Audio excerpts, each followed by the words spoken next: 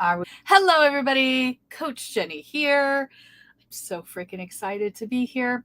That is a total lie, actually. So, let me introduce myself in case you don't know. My name is Jennie Mustafa Julak. Everybody calls me Coach Jennie, and I'm the coach for people who have impatient ambition, people who want to do really great things in this world, who have already done some pretty cool things, but want to do way more. And they would like to do that yesterday, if not sooner. And yet they find themselves holding themselves back because of all the reasons, including that voice in the back of your head. I call her Hilda, who tells you suck. And I help them figure out how to get further faster. So enough already. And we already have some people here, which makes my heart sing. I so appreciate it. Tori is here. All right, let's do this. Meredith is all excited. Meredith's in the other room. That's my wife and CEO, if you don't know her. And Denise is here as well. Hi, Coach Jennie. Hey, Denise. I'm so glad you guys are here. So today what I want to talk about is choices. And just to give you a sense, this is the second ever episode of Coach Jennie Live. And I'm not sure where this is going to go. It is absolutely an experiment of let's test it out and see what happens. Excuse me. And, last week when I did it, I always have a good time. I find a way to have fun, but there was like one audience member live. Thank you, Jenna, for coming, and Meredith, and we were doing our thing and it was fine. But, afterwards I was like, well, that wasn't super successful. I didn't reach a whole bunch of new people. There's nothing new and spectacular about that. And so this morning, all morning, honestly, I've just been thinking like, what's the point? Why should I even do this? I don't have a vision for what this live stream is going to be. I know this is so meta, but just stick with me. I didn't have time to do my hair and makeup, although my hair is on point today. My skin is, I have no makeup on. I'm a hot mess, all these things, all the stuff that you probably can relate to. I was going through this morning, and that inner critic, my inner Hilda, and I were having a battle of like, why even bother? Why even bother? Why do this? I don't even have a particular goal. And so I realized that it's all about making choices. And for me, as one of my clients, Amanda Wagner, would say, I need to eat my own homemade dog food here and just follow through on what I would ask my clients to do. Excuse me a second. Tori says, heck yes, you're live. I am live. Here I am, live and in person.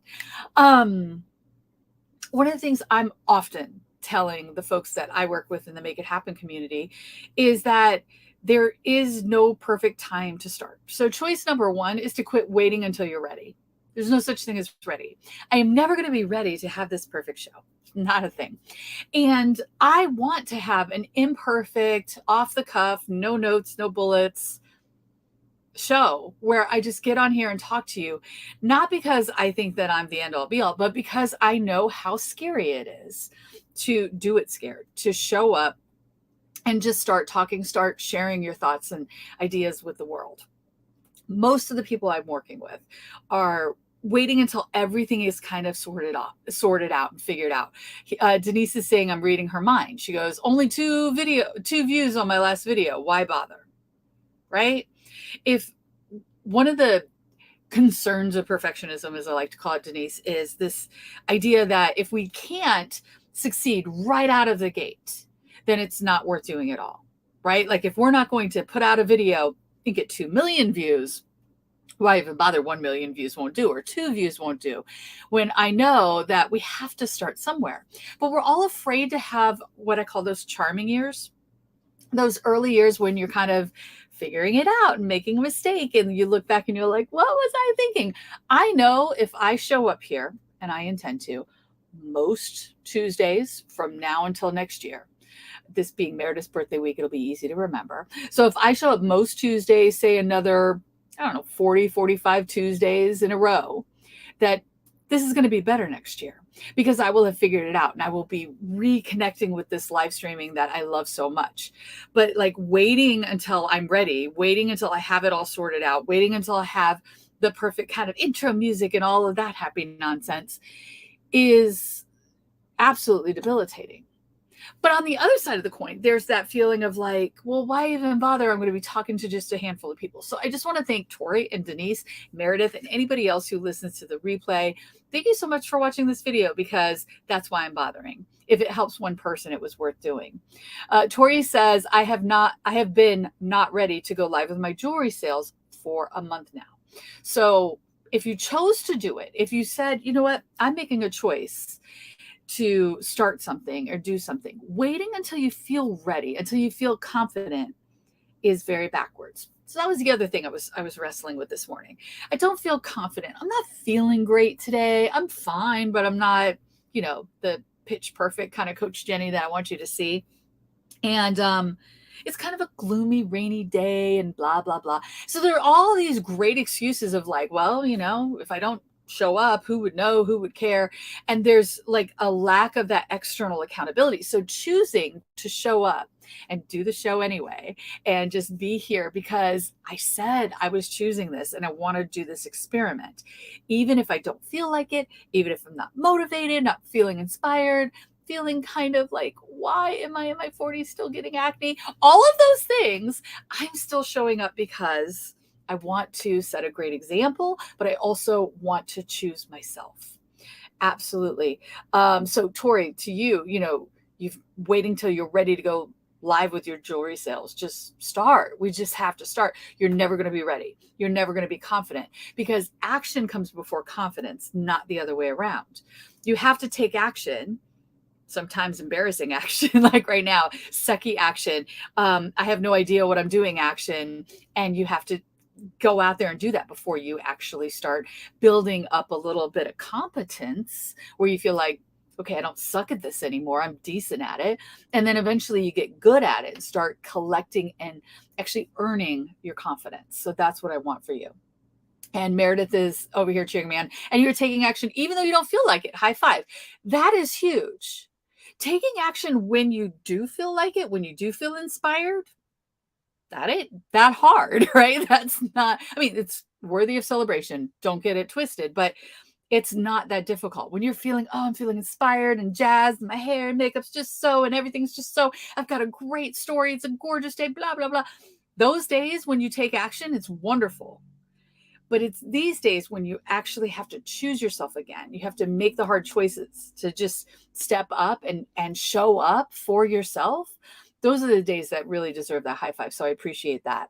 Chris says, I have missed you on live streaming. Chris, you're so well timed with that. Let me just say, because we were just talking about how I miss live streaming too. I really do. And that's exactly why I'm here. But we have to be able to take, that's right, Tori, sucky, awkward action. Sucky, awkward action. We have to be able to take our awkward steps out there and do it anyway. Exactly, Denise. Do it anyway. Even though I don't feel like it, even though I don't know if anybody's going to be listening, even if I don't completely know what I'm even going to talk about yet, I wanted to show up anyway.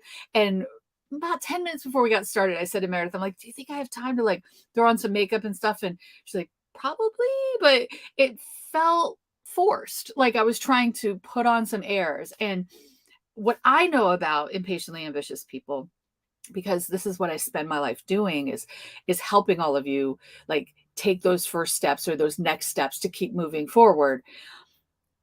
There are moments where everything comes together. And then there are the other 90% of moments where you might not feel like it and you're feeling shaky and you're feeling uncomfortable. And so I wanted to be able to show up and help with that. And you guys are making my heart sing because more people are showing up. So thank you for that. Debbie says, hey, Debbie, step up and show up for yourself. I love this. That's what it is. It's stepping up and showing up for yourself, even before you're ready, even before you have it all figured out. So I'm really glad this is speaking to you. And sometimes the whole point of this idea, Meredith and I sat down together. Again, I shared this in case you're new in this world. Meredith is my wife of a gajillion years. I'm like, how many years? Many years. And she's also recently in the last year become the CEO of my business. So she's my business partner now too. We sat down and we were talking about how to get more visible and how to grow the business, how to grow specifically my Make It Happen community, which you should totally be a part of, how to grow Make It Happen, and ways we could do that. And kind of looking at the whole social media landscape and what used to work that isn't working as well anymore, and just kind of shaking things up. And one of the things I was trying to figure out is how can I make some choices that I used to make that worked really well for me, which totally speaks to what Chris said. I've missed you on live streaming. Thank you, because I miss live streaming. I miss the imperfect nature of it. Speaking of live streaming, one of my live stream buddies. Hey, Zeph, good to see you. Zeph Zan in the house. And Denise says, by watching you do this anyway, you're teaching me in a powerful way. You just made my heart sing. Thank you. Thank you. That's what I want to do. It's so spot on. That is what I'm doing. Zeph says, I do too. I miss it a lot. Okay, you guys talk about validating. I'm getting a little verklempt here. And y'all know rule number 1 is to not make the coach cry. Thank you. Meredith was ready. You typed that right before I said that. That was hysterical. I think I have been waiting. I think I've been waiting until I lost some of my pandemic pounds and until I figured out the perfect backdrop in my new Airstream, which is never going to be a perfect backdrop because 300 square feet, people, 2 people, 300 square feet. It's not going to be perfect. And I keep waiting until a new tool comes along, like the new Blab, where I met people like Chris and Zeph, like I'm waiting for these perfect kind of things to come together. I've been waiting and waiting and waiting, and I'm not sure what I'm waiting for. So that's my question to you. What are you waiting for? What choices have you not made yet because you're waiting for things to be just so or set up just right? Zeph says live streaming is not about being perfect on screen. Absolutely. And that is a new muscle for many, right? Yeah, not sure what I'm waiting for. Yeah, not sure what I'm waiting for. So many of us are just kind of waiting for those perfect conditions to be in place to say that we are now allowed to do that thing. Once I look a certain way or feel a certain way or have a certain number of people following me and all of these weird sort of rules, then we're allowed to do these other things. I think that's working against so many of us. I really do.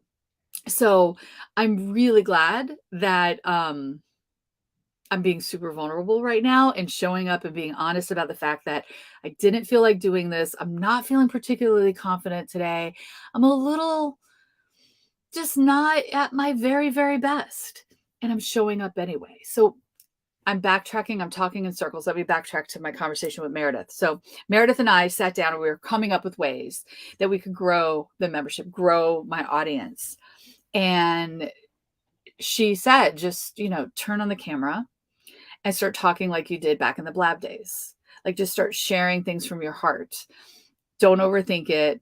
Just start talking and a conversation will ensue. So I'm really excited about playing with this medium again and seeing where it goes. And so my commitment is most Tuesdays, at least once a week, we're going to be doing this. And then I say most Tuesdays just because of our travel schedule. Sometimes travel means we don't have great Wi-Fi on a Tuesday. So if that happens, that is my legitimate reason that I won't be following through, or we're on vacation on a cruise ship or something. But other than that, you can rely on me being here on Tuesdays, having a conversation, starting a conversation with you. And what I'm hopeful is that you will help me have that conversation. Now, we have some really juicy conversations with some confidentiality inside of Make It Happen. But this is where I am going to have my own sort of coaching moment with you. So I think that's going to be great. Zeph says, being vulnerable is the secret ingredient of live streaming. I think of doing it again too. No coincidence, Jenny. I'm so glad I'm not the only one. You just inspired me to do more of it again. Yay. I want to inspire you.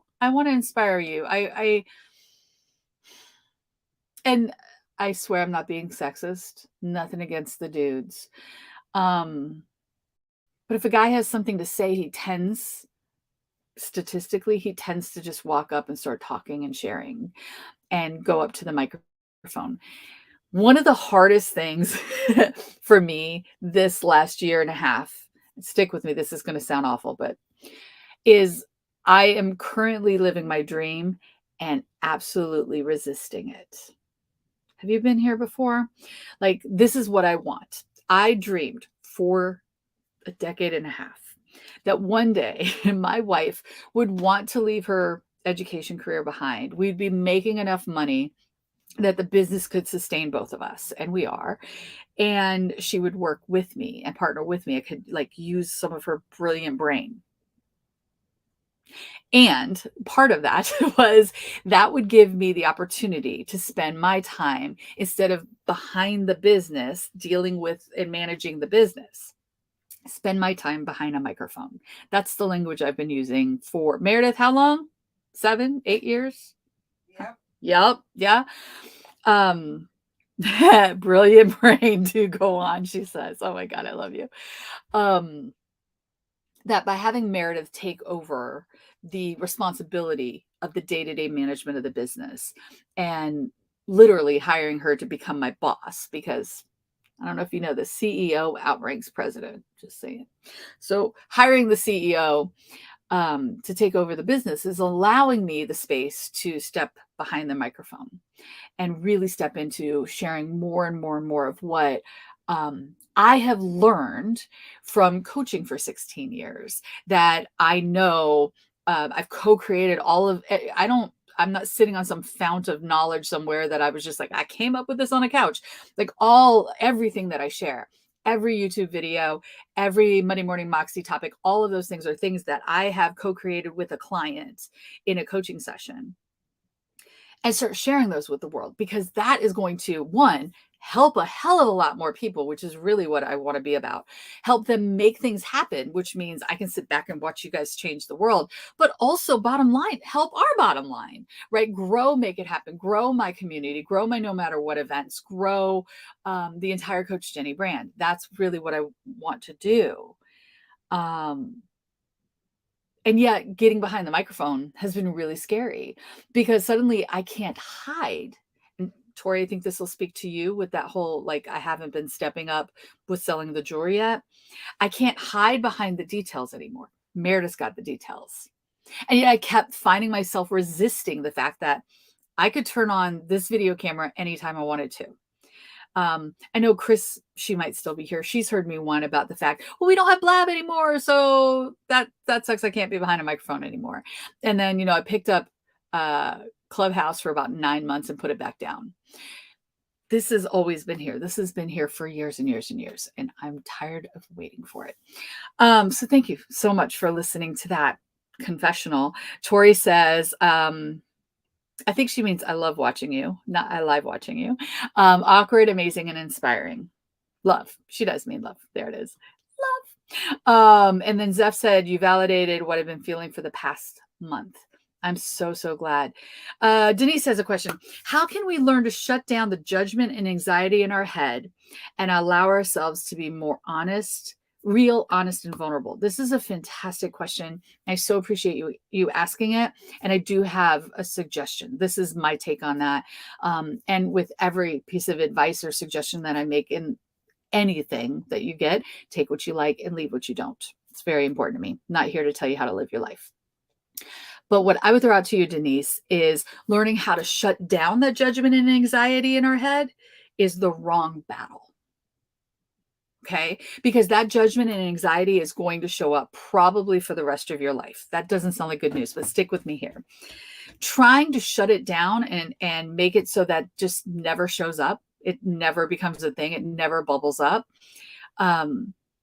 That can be crazy making, because you're living a full life and you're doing things that really matter to you and reaching out and making sure that you have this sense of purpose and putting out your videos, even though sometimes you only get 2 views at first, like all of that is going to have anxiety and fear in it.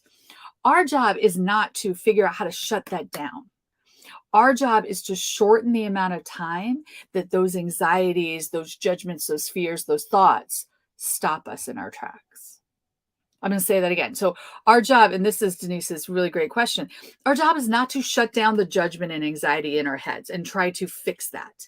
That's going to happen because we are living human lives and we are doing things that matter to us. And so all of those Hilda-isms are going to keep coming up.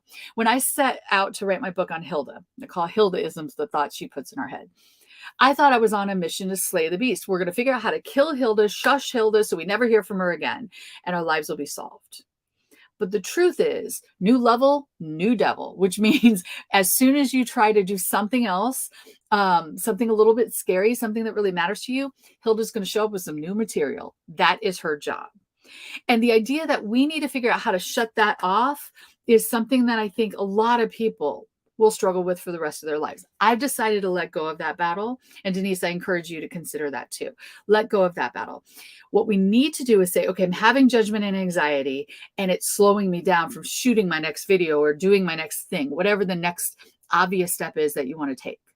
If we can just shorten the amount of time between that experience of judgment and anxiety and doing something about it, we will get further faster. So I think that's going to allow you to be more real, honest, and vulnerable. Is just saying, I am terrified of being real, honest, and vulnerable. I'm so scared of putting this out there and what kind of judgment I'm going to get there. And I'm doing it anyway because it's Tuesday at noon Eastern, right? Like in my case. And so I hope that is helpful. Tori says, my biggest fear is the ridicule of others.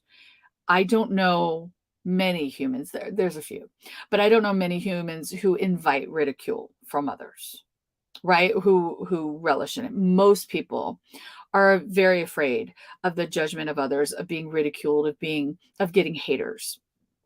It is not it's not one of the things I enjoy that much often either. But being afraid of it doesn't mean that we can't put ourselves out there anyway. This is why we have the hater dance. Tori, have you picked out your song yet? So when you get that hater, you can call me up. We'll get on Zoom and we'll dance it out like we're Meredith Grey and Christina Yang in the early days of Grey's Anatomy, because a hater means you are putting yourself out there and somebody has taken the time to be a troll and say something negative, right? Absolutely. Denise has a follow-up. She says, is it fair to say that instead of shutting down, you learn to make friends with it or live with it? Yeah. I mean, yes, learning to make friends with the fact that you're having this fear is a very positive thing. So again, using my Hilda language, the way I like to think about it is like, oh, Hilda's here, giving me grief, making me scared, making me feel crazy. That's good news. Like, I know that sounds kind of crazy, but if you can get to the place where you're like celebrating the fact that Hilda's showing up, it's good news, because Hilda doesn't bother if it doesn't matter. Hilda doesn't bother if it doesn't matter. What I mean by that is Hilda's not going to bother you if you're not doing something that matters. If you're sitting on the couch eating bonbons without an ambition in the world, Hilda's happy because you're safe and cozy and stifled in your comfy little, comfort zone, comfort zone. Can't even say that. But as soon as you start doing something important, exactly, Meredith, as soon as you start doing something important, then Hilda's going to show up. So yes, that can help you make friends with the fact, I'm feeling scared about this. I must be onto something. That takes discipline and practice to get your head around. And even just say it out loud, right? Meredith saying acknowledging is half the battle, I think. And Hilda loves it when I watch Netflix. There you go. Hilda loves it when you watch Netflix. You are cozy and you're not doing anything that super duper matters to you. Not that I'm above watching me some Netflix, but what I want for you is that when you cozy up watching Netflix, you're doing it with that feeling of satisfaction that you did the things that you really wanted to do. And now you get to relax and enjoy it, versus the guilty pleasure way of watching Netflix when you're actually avoiding something that you really want to be doing. That makes sense? So yeah, going back to your second question there, Denise, instead of shutting down, it's about saying, you know what, I'm having these experiences, I'm having these fears, I'm having these emotions because I'm doing something that matters. And so that can give me enough to shorten the amount of time that I let it stop me. That's really what it's about. Yeah, exactly. Exactly. Wait, Meredith says she's got a two-part here. I clicked too many things. As it goes, I'll get better at this clicking. Meredith says, I once took my sticker of Hilda and put her in a timeout, LOL. And then I said, I hear you and I'm moving on anyway. Exactly. Like literally, Meredith will put her Hilda stickers in a timeout. That totally works too. So thank you for those questions. It's very, very helpful. Here's the thing that's really weird. as soon as you start taking action, Hilda doesn't magically go away. She might be going, wait, let me crap all over this. In this moment right now, she's like, you are making a fool out of yourself. What are you doing? You're just rambling. Nobody likes it, blah, blah, blah. Hilda is losing her mind right now because I am making her uncomfortable. That's her job. But my job is to say, I hear you. I get it, sis. I know that you're upset, but we're doing this anyway because what's really important is what's happened on this call right now, on this live stream right now, this call. Listen to me. I'm so used to doing Zooms. If you take nothing else away from what I'm saying today, it's not just about doing it scared, because I think that puddle jumps and trivializes the fact that you're scared. But it's about shortening the amount of time that you let your fears and insecurities and perfectionism and fear of being judged, fear of ridicule, all of those things. It's shortening the amount of time that those thoughts and emotions hold us back. That's really what we're trying to do. We're not trying to cure it. We're not trying to pretend we're ever going to like take a pill that tastes like chocolate and poof, we're never going to be scared again. That's not reality. For impatiently ambitious people like ourselves who want to do really cool, important things, things that matter to us, things that make our hearts sing, we're always going to be pushing an envelope somewhere. And that means we are welcoming in, we're opening and cracking open a window for the possibility of discomfort. And that is exactly why I do what I do, because it's totally worth it to get through that period of discomfort and shorten the amount of time we're sitting in that stuck place so that we get further faster and do more of what we really, really want to do. So thank you. That is the live stream for the day. In case you would like to know more about my work, Make It Happen is currently, you can currently sign up for $1 for a 2-week trial. So you can get all the details and you can learn all about it at coachjennie.com. If you have any questions, let me know. Meredith, did I cover everything, I think? Yeah, I love it. I love talking to her over here. Like, you guys can't see her. She's right behind the camera, basically. Thank you for listening. Thank you for tuning in. I hope you'll tune in more. Keep the questions coming. Let me know what else I can do for you. And I really appreciate it, for sure. All right. I'm looking at the comments. I think I got everything. Listen, friends, if nobody else tells you this, you have something that matters. You want to do something that matters. Just go do it, even though it's not perfect. I did it today, and it may have helped a couple people out. I know it helped me because I feel like I earned just a little more confidence for next time. All right, friends, have a great day. You're very welcome. Bye, guys.